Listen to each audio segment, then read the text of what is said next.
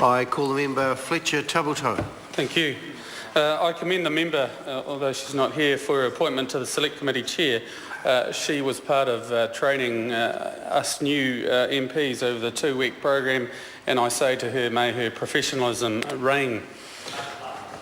Mr Speaker, this bill arises from a review that was undertaken by the former Ministry of Economic Development in May of 2007.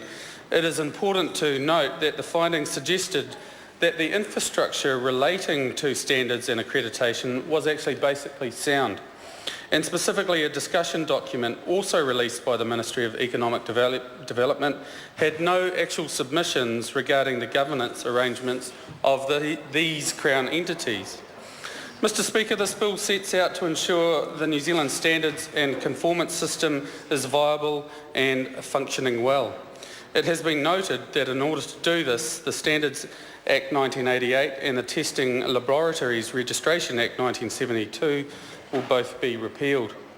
Mr Speaker, just because I question the timing of this bill does not mean New Zealand First is against what it sets out to achieve. New Zealand First, in fact, stands in support of this bill because we are a party that always supports New Zealand consumers and ensuring they are well looked after. Beyond this, the stated intent of the bill is to ensure that the New Zealand standards being developed align to priorities such as innovation and trade facilitation to develop a more productive economy. As stated last week in speaking to the Accounting Restructure Bill and Reform Bill, New Zealand First will always support legislation that seeks to improve the frameworks within which New Zealand business operates. So to frame New Zealand First's stance on this bill, we need to ask the following questions. Will it meet the needs of business and, importantly, consumers moving into the foreseeable future? And will our regulators be able to work effectively and efficiently within the frameworks being provided for here? I quote, "The purpose of this Act is to make provisions for standards and conformity, assessment systems in New Zealand that are consistent with international practice and facilitate trade and protect the health and safety and well-being of the public." Sir, there are questions to be asked with regard to all parts of this purpose statement. Does consistency compromise safety to New Zealand consumers if the current international standard is less than what we would accept ourselves? Sir, access to consumer goods from around the world exposes New Zealand consumers to a plethora of experiences and useful and admittedly sometimes completely redundant gadgets, but related to the first part, trade is good so long as our New Zealand standards are maintained. So both of these questions I have asked always come back to the safety of the New Zealand public. New Zealand First believes this should always be our first concern. The bill sets out to establish the independent New Zealand Standards Approval Board. Alongside this, there will be an official position created, namely the New Zealand Standards Executive. This person will be responsible for the oversight of New Zealand standards and be employed directly by the Ministry of Business, Innovation and Employment. Sir, I asked the question earlier, does this bill support our local business? My interpretation at this stage would suggest that the intent is there. It is fair to say that internationally aligned standards will facilitate trade. Those same standards will allow for innovative business to understand what is required of them before they even begin their development, what is required with regard to standards across a large international cohort of trade partners.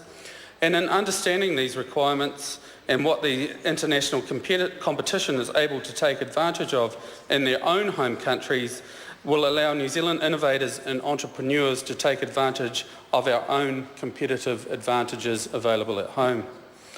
Sir, to continue, it is noted that this bill will ensure that we are able to maintain confidence and credibility in the standards, development and approval process and in the process of accreditation. This credibility is so very important for New Zealand business looking to export their goods. New Zealand First would like to see a high level of assurance that the standards and conformance system is responsive to the demands from industry and of course our consumers. Although I commend the bill, its stated intent to operate on a financially sustainable footing and being undertaken in a cost-effective manner, we must be wary again of so-called cost savings compromising the delivery of what is clearly an essential service. I make reference to our border security as an example of so-called cost savings, saving an industry where an entire industry in several regions across our country lost billions of dollars.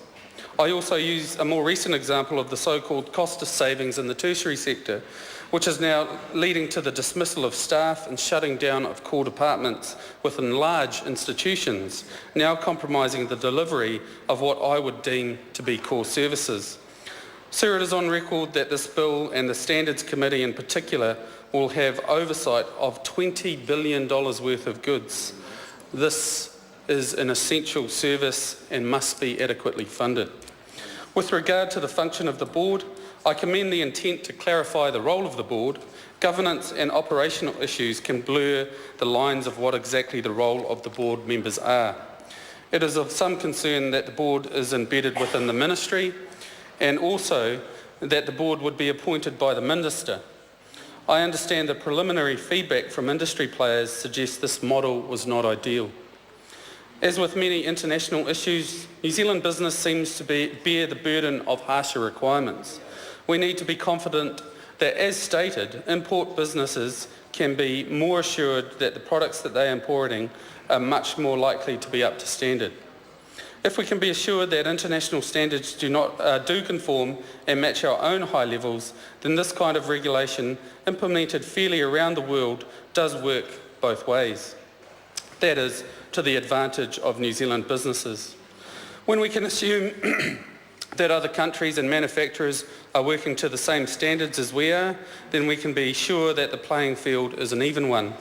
I appreciate we cannot legislate for other countries, but our committee can be advised to keep this kind of standard in mind in their considerations. Conversely, in order to support our export market, then international markets should feel comfortable with New Zealand standards. Currently, our standards are well regarded internationally, and these cannot be compromised. I acknowledge the level of complexity many markets and industries do involve. They do involve incredibly rapidly developing technologies, and so a smaller committee for standards should be more responsive in an ever and rapidly changing world. So there are many questions around the margin, questions about the detail. As stated, New Zealand First supports this bill. However, given some preliminary conversations with industry that spoke against some of the detail provided, it is essential that the public of New Zealand be given their chance to speak to this bill, sir. Thank you. I call the member.